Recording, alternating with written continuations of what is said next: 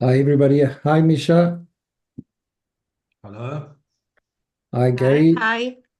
Hi, Sophia.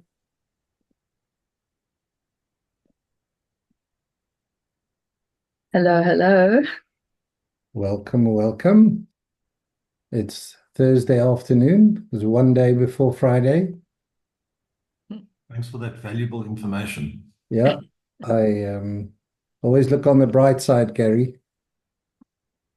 Yeah, as long as there's a cider. With AI, I don't know anymore. Oh, okay. There's a lot going on. Everybody's fighting to be the hero. Yeah, absolutely. How's things on your side, Sophia?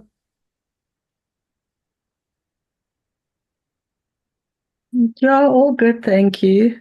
That Quentin and yourself? Are you winning? Are you achieving your goals? I'm desperately trying. Oh, okay, that's good. Ashley, welcome. Hello. Hi. How are you? Good, and yourself? Good. Missed you last week. Yes, busy with the work conference. Okay. Is this the rebranding stuff? Um, yes, the rebranding as well as the combination of the different brands as well. So yeah. Okay. And it's our financial year end was in September, so it's the new financial year now. Oh gosh, the timing is terrible for them to do rebranding at the end of the financial year. Is there ever a better best to just get it over and done with? Tell them I said they need to plan their life. Good. I see quite a few people joining. Hi, Regina. Hi, Craig. Welcome. Hi, Quentin. How are you doing? I see you Hi, finally made everyone. it, Craig. Yeah, got a gap today, so I thought I'd jump in. Exciting, exciting. Hey, John, how are you? Hi, I'm good. Good, good. Larry, welcome. Thank you. How are you? How you doing? Good. All right? Why are you so warmly dressed, Larry? Is it cold in Nigeria? No, I'm in London. I live in London. Oh, yes, of course. I keep forgetting. It's because your avatar says Nigeria. This Nigeria, yes. Okay, now then I understand the jacket and the jersey. Okay. Good. All right. Welcome everybody. Hey, Lee, welcome back.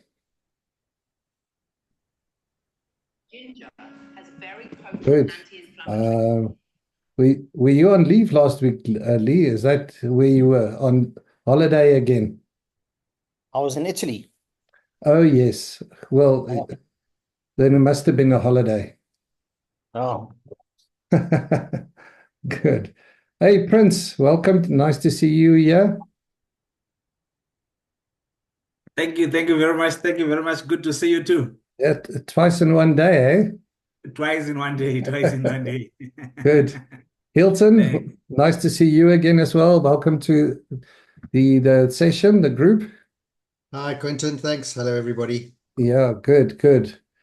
Great. So, has anybody got any fantastic stories to tell us about how they used AI this week and it revolutionized their lives and their business? Anybody for any stories like that? No? Hilton, did you have a look at a couple of things we spoke about? Yeah, I did. I'm still getting lost and and Still running getting lost.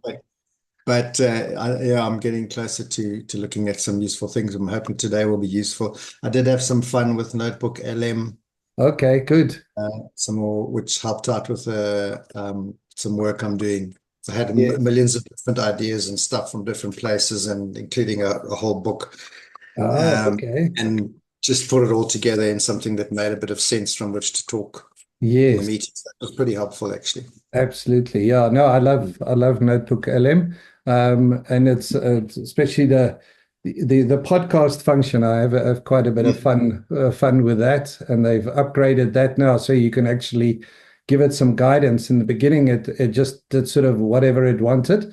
Now you can give it a little bit of guidance in terms of what they should talk about and how they should talk about it. I believe some people even say that you can give it sort of instructions on what voices to use, as in what accents to use and things like that. So that could be quite fun if you have this man and this woman talking in weird accents about your topic. Good. All right. Well, yeah, as I promised on the email, I just think, yeah, we've gone, I don't know, 30 something weeks, and we've always talked about the latest and greatest stuff that's come up. And I thought maybe we just sort of consolidate a little bit and look back.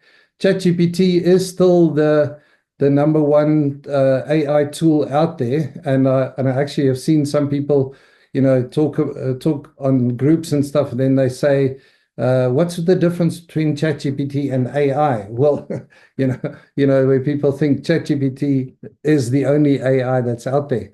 Larry, did you put your hand up? Yes, I just want to answer the first question you asked. If any one of us have used AI or ChatGPT this last week or what. But I just want to quickly mention that I used ChatGPT, and I'm very, very impressed with the legal aspect of it. I was actually responding to a legal case. Yeah. And looking at dignity at work, policy of an organization, just putting the policy, the university there, and also the case detail on everything else, and just asked ChatGPT to respond to the allegations, and it did a fantastic job putting all the rules and law and regulations that guide and protect each and individual, especially when you're talking about protective characters and things like that. So I said, kudos to that. So it's a very good use. It's a useful tool if you know all the commands. I think what we might need to do more is to learn the commands of what to ask, and then how to interrogate ChatGPT to give you the right answer. Yeah. I suppose that's the prompt engineering side of things that we all have to get smarter about. But actually, I don't know if there's anybody here that was at Gibbs yesterday. I was at Gibbs and I did a talk there about AI to a big group from Standard Bank as well as Liberty Life, people that were there. If there's any one of you, I'm sort of scanning through the names here. But yeah, I spoke about there's actually now so many prompt libraries that you can use that makes it useful, so that you don't have to sort of invent the libraries, the prompts yourself. That you could just go and look for something that is similar there, and if you look through all of those sort of things, it's quite useful. And if I don't go through it, maybe if somebody wants. Just remind me to show you those links to all these prompt libraries that are out there, that one could use. There's literally almost every large language model now has a library that you can use as a resource. So good, yeah. Thanks for that, Larry. That's a good one. If anyone else has like a really nice use case that they use ChatGPT for, that's maybe unusual or just super helpful, please put up your hand and let us know. Good. I might. I'm gonna just Hi. yes, is there somebody? Yeah, Mika here. I just wanted to say as well that I used it now extensively for the past weeks. I participated in a course with the African Academy of Artificial Intelligence and did a workshop and have done my marketing plan for Christmas with them. It was fantastic. And then I got a letter today from CPIC, and they provisionally refused my trademark. And I put that letter in ChatGPT and asked them to please send a reply to that. And I got the most amazing letter. Yeah. And I sent it back. It was just amazing. It took 2 minutes for that reply and the response, and I would have paid 2 or 3,000 rand with the lawyer. It was amazing. Yeah. Just interesting, Misha, are you using a paid version or the free version? I used the free version. Yeah, and that's how remarkable it is. I mean, the free version is GPT-3, which came out Yeah. two years ago, which is like a really ancient model, really old-fashioned model, but it still delivers a lot of It stuff worked like a that dream. people Yeah. need. Yeah. Yeah. Yeah, Larry? Well, I use the paid version, the 4.0. Okay. And it's actually, I'm amazed as to what it can do. And I'm afraid as well Yeah. that if we can have such a very quick turnaround time to Yeah. things, there's a danger that we might need also to be mindful of. Absolutely. But that could be used by criminals. Yeah, I agree. Okay, good. Well, let me share some things with you. I'm happy to sort of keep it interactive like that. But I just want to kind of remind you guys of the VIP membership group that I have. Obviously, these meetings are free. You guys attend as guests for as long as you like. But then if you actually want recordings of these meetings, you can just join up as a VIP member. It is now 350 Rand a month, and then you get all the videos of things that we've discussed in the past. Plus, I've created a notebook LM from all of these videos. So if you are a member, then you will see this notebook with all of these videos in here, and then you can go and ask it questions and just see, look at the summary of all the type of things that we've asked for. Go ask how many times did we talk about ChatGPT, and you can also go listen to the podcast about all the podcasts that we've done in the past. So I think that's pretty cool as well. A nice resource, because I know a lot of people, you have access to all the videos of the past, but how many times do you actually go back and view? This is some place where you can actually just get a nice summary of everything that we've discussed up till now. And yeah, now I sort of lost my place. But okay, good. So just ChatGPT is a large language models, and it's artificial intelligence, which sits under machine learning, deep learning, and generative AI falls right in the center of that. And ChatGPT is one of large language models like Gemini, Copilot, Claude, Meta, Perplexity, those sort of the main ones. And if you have to compare them with one another, is there somebody is saying something or asking a question? No? Okay. Maybe just somebody forgot to mute. But just to kind of quickly compare them with one another, the strengths of these different large language models. This green one over here is ChatGPT, and is the ability to handle complex tasks. Now we all know that, and a lot of us have experience with that with ChatGPT. High customization with GPTs and platform integration. So GPTs, we'll talk about that a little bit more in detail. Great support of input files and formats, and high usage limits for large data files. And then you've got Claude is the second one over here. Claude is good in terms of contextual understanding and shows cautiousness. So it's a little bit more careful in what it says, and it got more safety barriers and those sort of things developed around it. It's got a large context window. In other words, you can feed it a lot of input documents into your conversation with it, and it's able to create artifact content. Remember, we spoke a couple of weeks about creating artifacts, which is literally where you can just give a prompt and it will create right in a window side by side. It will actually create apps. You can create desktop apps as well as mobile apps that it'll code for you and show you a preview of it. So artifacts, something really fantastic that Claude has come out with. And then Microsoft Copilot, obviously its strength is that it's integrating with 365 and all your PowerPoint and your Excel and Word has got Copilot in it, and it's got access to the web, and it is GPT-4 from OpenAI, but it's a little bit tweaked and customized for Copilot function. And then you've got Gemini, which integrates with Google's Workspace. And so you've got your tools, and Gemini is everywhere around Google Workspace nowadays. It pops up in your Chrome browser. It's really everywhere, and it's quite useful to have. Creative writing, it's quite good. And of course, it's Google, so it's linked to live data and live searches. So, and then you've got a 1 million token context window, as opposed to the 200K, which was large in itself from Claude. Gemini's got a 1 million token window. So if you really need to upload large amounts of data in your conversation, then Gemini is a good option for that.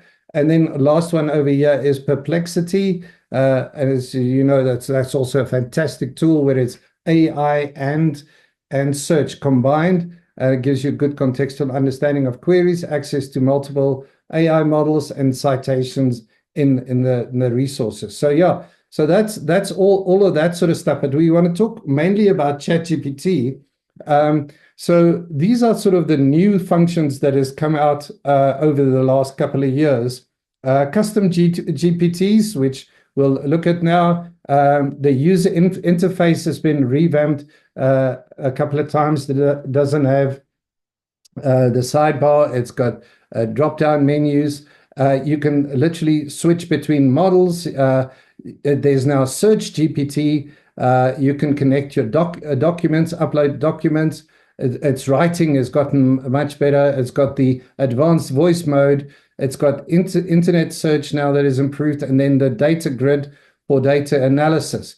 So why don't we go and have a look at some of those things? If you have a look at your ChatGPT right at the top there, these are the models that are available now. I've got the paid version, so that's why these are all showing up. GPT-4 is the most common tasks, and then you got O1 preview GPT, which is the advanced reasoning one. So as we said before, it's not necessarily that the preview is better than the 4.0 or the 4.0 is better. It works differently, where the preview is the one that thinks through a problem. So it takes a little bit longer to come up with answers, because it sort of systematically works through a process to get to an answer.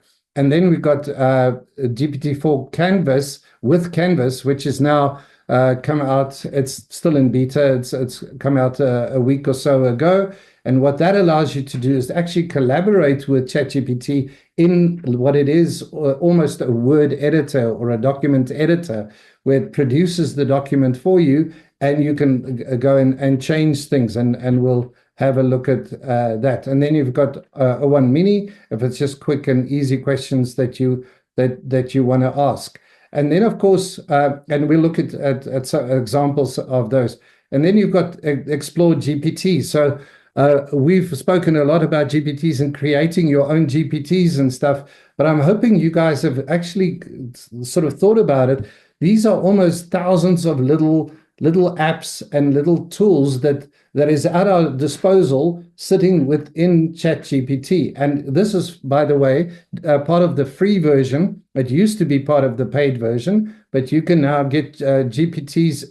You can go use them for free. The limitation with the paid version is only on how much you can use and how many chats you can have per day.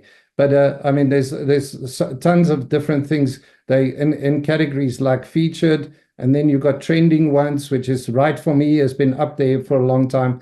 Canva as a link to the tool Canva, but you can start within ChatGPT. It does take you eventually across over into Canva anyway, but it's maybe a nice way to just start by asking a question for a certain template, and it creates it for you there. Consensus is a very good for research, where you don't just want to research the internet, but you actually want to chat with scientific literature. You want to search decent references and get simple explanations for very complex research stuff. So if you're a scholar or an academic or stuff, Consensus is probably the best tool for you there. And then, of course, you can go see more, and then it shows you more and more within each one of those categories.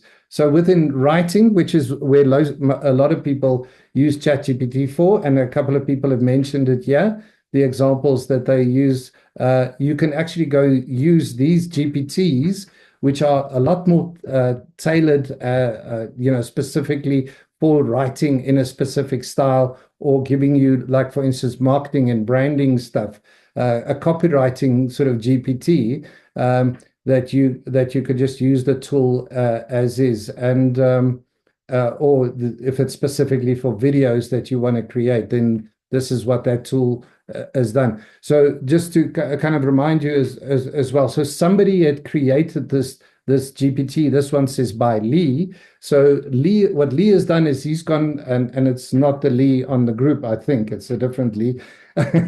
He's gone and used his knowledge about writing videos and scripts and things like that, and built and added this to the knowledge of this specific GPT. So it's not just all the knowledge that is in ChatGPT, but it's specifically, with the knowledge of what makes a good script and all of that sort of stuff that this person has obviously built into this tool that they can use.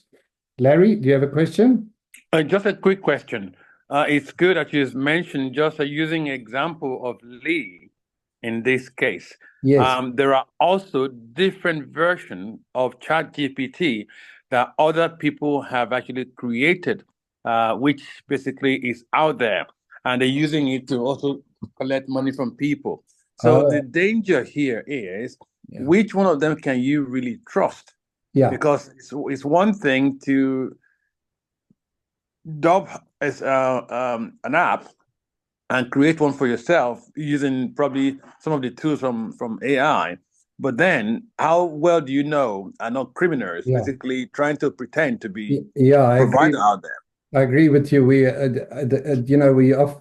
often see on social media, we see, get ChatGPT for free forever and whatever, and then it might not be actual ChatGPT.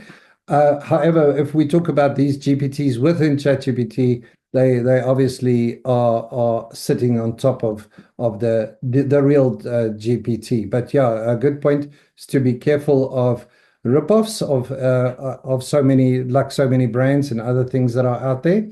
So productivity tools that are out there, presentation maker. So this is not going to make the actual PowerPoint slide for you. Well, it will sort of, ChatGPT will write it for you, but then it will transfer that across to a tool called Slides GPT, and in that tool is where your final PowerPoint slides will sit, and you can download it from there. I still prefer Gamma though. I still think Gamma is a good presentation slide. Then you got research and analysis. We've got Consensus there, Scholar, Excel AI, all of those sort of things.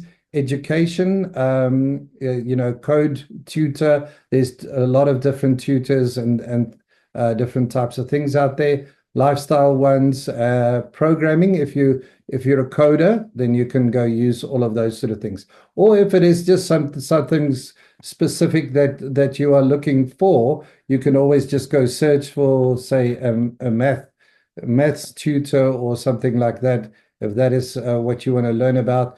And then once it's searched through all of that, it should give you a list of maths GPTs. This is taking quite long, but GPTs that are specific that you can go use there. And then obviously you can go and use, this is not happening. So what you can do is also go and create your own GPTs. So yes, for instance, some GPTs that I've created, I've created a chef. Well, let me load more. Yeah, this is sort of go further back. the marketplace merch copywriter, which I think Bridget says she uses quite often to write her descriptions and titles for her online products.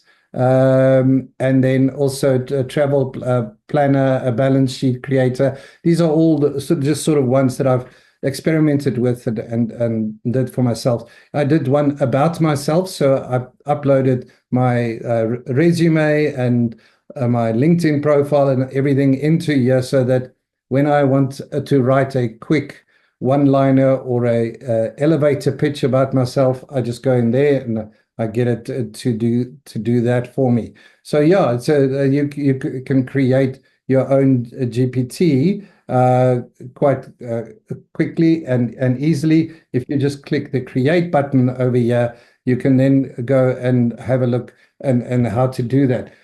Bridget, you got your hand up there? Yeah, I actually wanted to ask you, is it possible on that GPT that I'm using of yours to put in tags? Because I see you put in keywords, but when I copy the keywords over to a website for a product listing, it needs commas. So I want to know if you could, yeah, because otherwise I have to paste that whole thing back into GPT and say at each bullet add a comma and then copy and paste it. And I just thought it'd be more efficient if you already have a heading tags with the commas and the keywords in it. The output needs to be comma separated type of thing. Yeah. If possible, I'd appreciate that. I can do that, but what you could also do is just once you got your output, just ask it and say, rewrite this in as a comma separated answer. Yeah, that's what I've been doing. Oh, okay. But every time I ask a new listing, it does the same thing as the original. Annoying. Okay, no, all right, I'll go back. Thanks for the feedback. Larry? Yeah. What do you use? What app did you use for your profile? To create your profile? What is it called? So that's just a normal GPT that I've created, where I've just okay. Let me first show you how to create your own GPT. Then you'll understand, and I'll mention what I do. So this is when you create a new GPT of your own. You could basically you come in here and you give it a name and a description and instructions. So I can for instance say, write stuff about Quinton Jacobs, all that you know, and be nice and make him look really smart. But then what I do here in the upload file section is where I'll upload my some PDF files or Word files or something about myself, like my resume, as well as like I said, my LinkedIn profile, which you have to download and that sort of stuff. So actually, I've done the same thing with in Notebook as well, where I created one for myself. That allows me to actually link a lot more stuff, but this is just an example. But so if you're going to create a GPT and you have some speciality knowledge that you can create a GPT from, this is where you would do that. You can upload all of those knowledge, the knowledge that you have, and ChatGPT will create a nice GPT a custom assistant that you can always just go back and refer to, and it becomes quite useful if it's tasks that you use quite often, and it's something that it's quite mundane tasks or things like that. You can use it there. So for example, if I want to send something about my company to an organization, like a proposal. So I can just load the company information there and say, write a proposal about leadership training course, for example, for 2 weeks or for 3 weeks. Here's the price. I'm sure you can do that. 100%. Yeah, that would be a typical use case of it. Wonderful. Thank you. Good. So something else that is useful is that came out right in the beginning is this customized GPT. I don't know if anybody has seen that before, but you can go in there and you can basically, you give it sort of custom instructions overall about everything, any new chat. I can enable or disable it, but basically you could say, what would you like ChatGPT to know about you to provide better responses? So I gave it all of that sort of stuff. And how would you like it to respond? So this is not a chat GPT. These are not GPTs. These are not custom assistants. This is just overall in terms of you want ChatGPT to know about you, and so that it has context when it gives you an answer. But there's another way to do that as well. If you go into my settings and you go to personalization, you'll see that ChatGPT has got a memory as well. Now, this is also only in the paid version. And what happens in the memory is every time I type something, when I give it a prompt and I type something about myself, ChatGPT will then save that as a memory about me. So, for instance, if I look at my stuff, it's sort of remembered a whole bunch of stuff about me, and it says there's a podcast from named ROI from AI knows people named Gary Sophia. I don't know where to pick that up. Website from Site Speed Optimization Report. Okay. I don't. So I actually need to come clean this up. But it gives you a sort of again that ChatGPT knows stuff about you, and that it can actually be helpful in that way. That it also has the context around you. So. Whatever I missed. Okay, so those are the different tools. Search GPT has been launched, but it's not available to outside of the US yet. So that would be competing with Google, of course, in terms of search. And then you got the voice mode. Oh, you know what? That's where ChatGPT has got that thing. I've got the friends named Gary, Sophia, Bridget, and everything, because that's where I spoke to it last on my phone. And if you remember, I went into ChatGPT and spoke about it. Let's ask ChatGPT to join our conversation. Hi, ChatGPT. Hello, how's it going? Very good, thank you.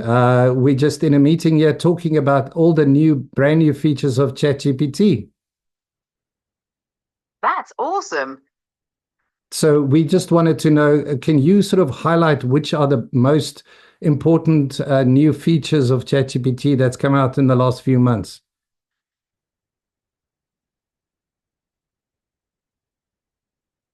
Oh, she's frozen. ChatGPT, are you still available? No, that question was a little bit too much for her. Let me try again. ChatGPT, are you there? Yes, I'm here. Sorry about that. Okay, so we just want to know, what are the best features of ChatGPT that we should be aware of? Great question. Oh my gosh. You're frozen again. Okay. I'm not going to spend any more time on that. That demonstration really worked well. I actually use it quite a lot, and it's quite a lot of fun. I don't know if that's an internet connection or what it was. But if you have the paid version, you can chat to ChatGPT wherever you are, in different voices. And she is normally quite friendly. Bridget? Yeah, I just want to maybe share with you guys, I found Mia AI, your AI life coach, which also can have nice conversations if you just want to have a general conversation. I've made use of it, and it's actually quite refreshing. Okay, and it's Mia, M-I-A. Oh, you're on mute, Bridget.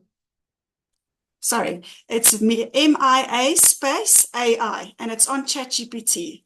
Is it a GPT? I think so, because if you go on my phone, and I did a search for life coach, and this one popped up, and I see it's saved under my GPT icon. Oh, that's interesting. I wonder. So Mia AI. Yeah, I wonder if it is a part of ChatGPT or OpenAI, or whether it's sort of a standalone product or item. Well, we can try them out. There's the other one as well, of course, that we spoke about before ChatGPT came out with a voice, which is Pi, Pi. That was also one that you could sort of talk to, and I know somebody that's actually told this Pi everything about themselves in terms of what they're good at and what they've achieved and what they're proud of and things like that. And when they feel down in the dumps and they feel they're not motivated, then they just ask Pi, please tell me how good I am and how fantastic I am. And then this thing sort of just gives you a nice pep talk, and it sort of helps you through your day, which is quite a nice use case. Larry? Yeah. Which tools do you use to speak? The voice recognition. What site is that? So this one that I tried to do now that didn't work so well was ChatGPT itself, but it's only on the phone and it's only on the paid version. So yeah, I have a paid version. So okay, so how do I activate the voice? If you go onto Pi, let me just go new chat. Let me see if I can see just show you there on the right hand side. Let's just get the keyboard out the way. On the left hand side, you'll see a little white button there. And if you click that one there, then it comes up like that. And you can chat with it. And you can chat, and if it becomes a little blue button. ChatGPT, are you there now? Yes, I'm here. How can I help? Okay. Are you going to tell us in 1 minute what are the best features of ChatGPT? Absolutely. ChatGPT's top features include understanding and generating human-like text, answering questions on a wide range of topics, providing creative writing assistance and learning support, helping with brainstorming and problem solving, and even engaging in friendly conversation. Is that what you are about? Are you the one that does the friendly conversations? That's right. I'm here for friendly conversation, ready to chat about whatever interests you. Whether you want to discuss. Okay, thank you very much. Okay, so you finally woke up and cooperated a little bit with us. So use cases for that, just thinking about that aloud, something that I actually did a couple of times. I created I did an interview with the ChatGPT about a certain topic. So I literally sit like I just did, recorded it and uploaded it as a podcast interview with an expert on XYZ, and put that onto YouTube. So there's a way that you can use that. Okay, so let's have a look at the other things. We've looked at custom instructions. We looked at web browsing, advanced data analysis. So this is one that's also come a long way. And right in the beginning, I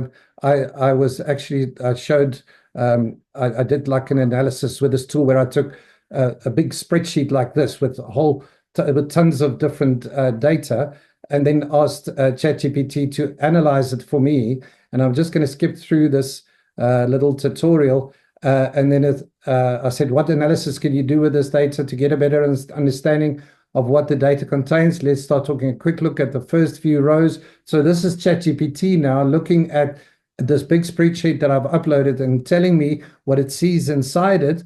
And then it tells me what type of analysis I can do. Then I say, do an analysis of a sales by category, by subcategory, and by state. And then it says, okay, great. And then it starts analyzing the data for me, starts giving me charts and some answers about that data.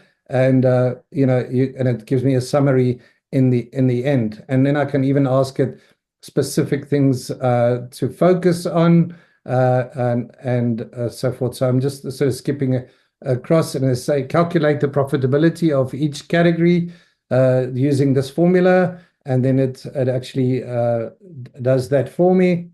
And then I can ask it a specific question like, what areas of my business should I be focusing on? So now we're not just asking for numbers and charts, we're asking for advice based on the data or recommendations from the data. So it says, given the analysis we've conducted, several strategic focal points emerges.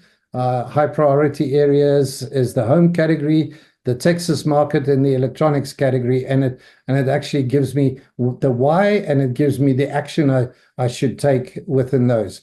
So, and this was like literally, I did this analysis or this little tutorial probably about a year and a half ago. So it's come a long way now, where the new app or the new advanced analytics that you can literally connect to different your Google Drive and your spreadsheets and things that you have in there, and then upload stuff, and it'll generate a lot of graphs and things for you, and then you can export it into spreadsheets and take sorry, not spreadsheets, slides, which you can then take across into a PowerPoint or something like that. Just export them in one go like that. Or you can it'll create like these interactive tables for you, where the old version was just static tables. Now it's interactive tables that you can actually play with, and you can highlight certain things.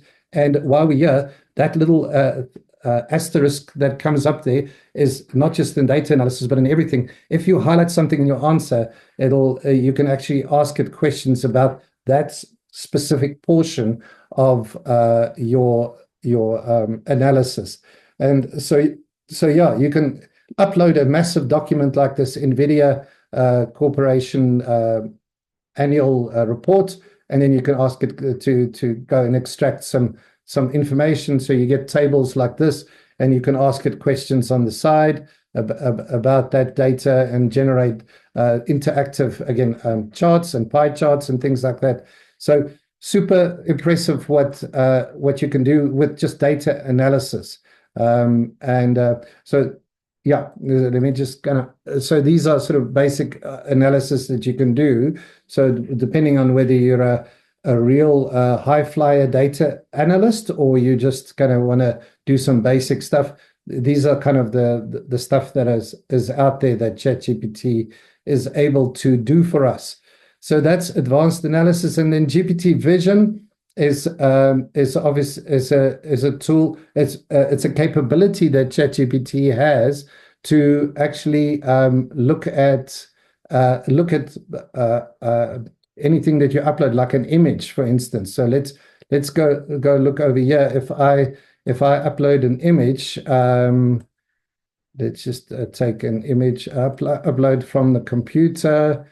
So let me go grab an image that is useful for us. Documents, I'll look in there. And where did I had it on? Okay, so let's look at this pizza and say, what ingredients do I need for this pizza? And then the vision capability of ChatGPT should be able to. So it says, for what I can see in the pizza, it's got all of this sort of mozzarella, cherry tomato, spinach leaves, and that sort of pizza looked like it's stuffed with fresh ingredients. And then it says, yeah, does that look right? So you can do something like that, or let's say you brainstorm. I want to find my brainstorming. Yeah, let's look at this. Is sort of a brainstorming document that I've got that looks like that. If you take a picture of your whiteboard after you've done some brainstorming, is say extract the contents in a document, bullet format. So excuse the spelling, and then what it can do is literally take a picture of your whiteboard, and then it'll write it up for me into a document with all of the stuff from the whiteboard in a text format, which you can then use somewhere else in the document. So Vision is pretty cool as well from that point of view. Okay, so let's see what else is there that's cool. GPT Canvas is the latest and the greatest that has come out. So what you can do now, as I mentioned before, you select that GPT-4 Canvas and you start asking it questions. And I'll just make this a little bit bigger. Full screen mode. Okay, so if I ask it to write about the future of digital marketing with AI, it writes it, but I can then go and highlight a certain section, and I can say make it even more punchy or more interesting. And then you'll see it actually gives me the document on the right, and my chat is on the left. So on the left-hand side is where I give it instructions, and I go back and forth, and you can do different things with it. So you can ask it to explain a certain thing that it wrote for you.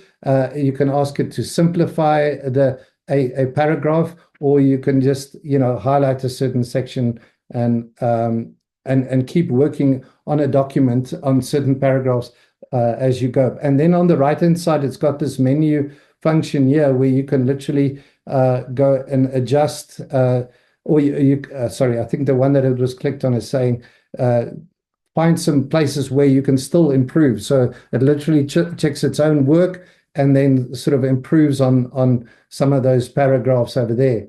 And then you can literally, with a slider like that, you can make it longer and shorter. I don't know if you guys saw that, but literally there on the right-hand side, you slide it up and down in terms of make it shorter, make it longer. And it in front of your eyes, that literally creates that or rewrites that document for you. And then there's also the levels that you wanted to write on. There's a sliding scale there, is where you can literally say, okay, now I want graduate school level, I want middle school level or kindergarten level, basically just using a slider instead of using a prompt for that. So that makes things quite simple and easy to do. So in this case, we were almost in the space where ChatGPT is now competing with like Google Docs or Word documents or things like that, because you can now start interacting within the documents about it. Whereas in Google's case, you can also do that, where that it has sort of a help me write function and things like that you can do with ChatGPT. And then you can sort of, there's a few more things where you can add final polish, maybe the formatting, make it H1, H2, make it bullets, all of that sort of stuff. So you can write all of help you write the document. And then, of course, it can do coding as well, which I'm not the expert of, but you can literally see the code there in front of you. So if you understand code, you could actually ask, what is this inside the code? So you can almost learn about the code and learn from, say, mistakes that you've made if you put in some code in there, and it will help you fix your code. And look how cool is this? You can actually slide between the different types of codes over here. So you'll see, if I do it again, you can say JavaScript, Python, C++, PHP, all of those sort of things. It literally will rewrite it in the format that you want the code to be written. So also super useful. So we all get better and better at it. And this is sort of producing a game like that, for instance, that you want for yourself. Also, the desktop app has come out. I'm just going to minimize all of this. The desktop app is, if you go into, I've downloaded it. You can download it now on Mac as well as on Windows. And instead of in the browser, you're now inside a standalone window or a little app that you can. It looks pretty much the same, and I think the functionality is pretty much the same. It's just not inside of your Chrome browser, so it's not one of the hundreds of tabs that you've got to open. It's easier to use, but also what this can do, it can now interact and it can see stuff on your desktop. So that's, I think, as this app starts developing, it's going to get smarter and smarter. And the thing that I'm waiting for is like, you can only do the voice chat on the phone. So in other words, you can't record it except through a microphone. Hopefully they bring that functionality into the app over here as well. So lots of stuff. Yeah, I think I've pretty much sort of covered most things. I'm going to leave the last 10 minutes for you guys to tell me stuff that you know that I don't know. By the way, this is also this document is form part of the documents that are available on the VIP group that you have, and you can basically sorry, let me just go back there.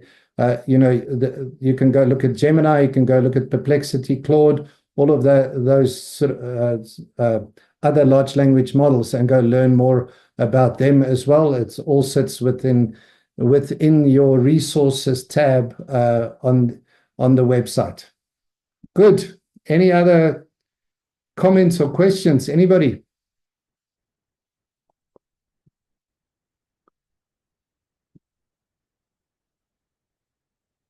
Hilton. Yeah, thanks. That GPT advanced analysis, if you wanted to use something to look through budgets and spending and stuff like that, bank statements and cash flows, would that be good for that? Was that over the top? Or? No, I think it can absolutely do that. I mean, you saw the NVIDIA annual statement that's in there was quite complex with graphs and a lot of text and things like that. So I absolutely would be able to do that. Because I've been looking, there's some others that do that, and I don't know which would be the best. Getting access to that advanced analysis, that would be getting that full paid version, and then you could get into all of those ones that you've showed us. Is that That's correct? right. That's the $20 a month version. Will give you access to that, plus everything else that I've shown is also part of that. Okay. Good. Thanks. Anybody else with questions, comments? Yes, I have. Yes, Larry. Sorry. Just want to quickly ask, when you write with ChatGPT, he's got his own font. One of the popular one that I see on mine is APOS, APOS, something like that. And then the writing is a bit, this is a generated text. So I just wonder how you can normalize that. Even when you copy and paste it as a plain text, you still know this has been arranged as a generated text from GPT. Yeah, I think that's where you still have to be able to copy that across into a regular a Word or something like that and change the font in there. I don't know unless anybody else have done that before in ChatGPT where you can change the outlay. Maybe with a straightforward prompt it will do that, but I almost doubt that it would. So does anyone else know? Okay. The other thing that I was going to show you as well is the prompt libraries. So yes, 7 prompt libraries for unlimited prompts. So if you go, for instance, to Google's AI Studio, it literally gives you a library of prompts. So you can go and scroll through all of the different prompts, or you can go create a new one, or you just pick the ones, or you can go save some of your own prompts that you have. So let's just have a look at one of them. This one gives you quite an elaborate prompt to use. Sorry, this is an example of where one was used. So yeah, the Google AI Studio gives you those prompts. From OpenAI themselves, it also gives you examples of different prompt examples that you can go and have a look at and maybe use some of these prompts over there, as well as Anthropic has got one as well. So there's others as well, but I think these are sort of the broader ones. But obviously, nothing stops you from actually asking the AI when you prompting something and saying, "This is what I want, but please help me write a more accurate and elaborate prompt for this." Then the AI writes the prompt for you. You can check whether it's right, and then submit that prompt as your question. But yeah, there's lots of different tools and things to help you with your prompting. Good. All right. Any other questions, comments? All good. You're all going to switch to ChatGPT now. Yeah, thanks, Quentin. OpenAI will pay my commission as soon as you guys join ChatGPT. Not really. Good. Okay, well, I hope that was useful. I don't know if you guys want to look at some of the other models next time, but actually so much is happening. I didn't even mention now, Claude came out today or yesterday with a tool which I haven't seen yet, but it basically what it can do, it can start working on your laptop. So it can start taking control of your mouse and your keyboard, and it can see what's displayed on your screen. So this is basically the agents then. If that is truly what it does, we have arrived at the point where the agents are now available and can do stuff on our behalf if we want them to. So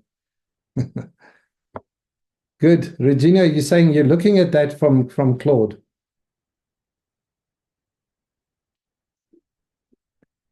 Okay. Oh, yes. I'm actually looking at all of them as you are giving us a presentation. It's Yeah, actually amazing what this thing can do. that's amazing. Claude specifically that you're working with.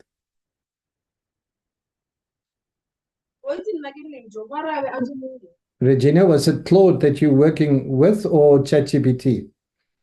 ChatGPT. Oh, right. Okay. No, I misunderstood. Yes. No, okay. Yes. All right. Well, yeah, go ahead. And for those of you who got lots of money, why don't you just subscribe for ChatGPT and Claude and Gemini and just use them all? Good. Thanks, Quentin. All right, everybody. Thank you very much. Thank you, ROI. Thank you. Bye-bye. Thanks, Quentin. That was really helpful. Thanks. Bye-bye. Cheers. Bye-bye. Thank you very much, Quentin. You're welcome.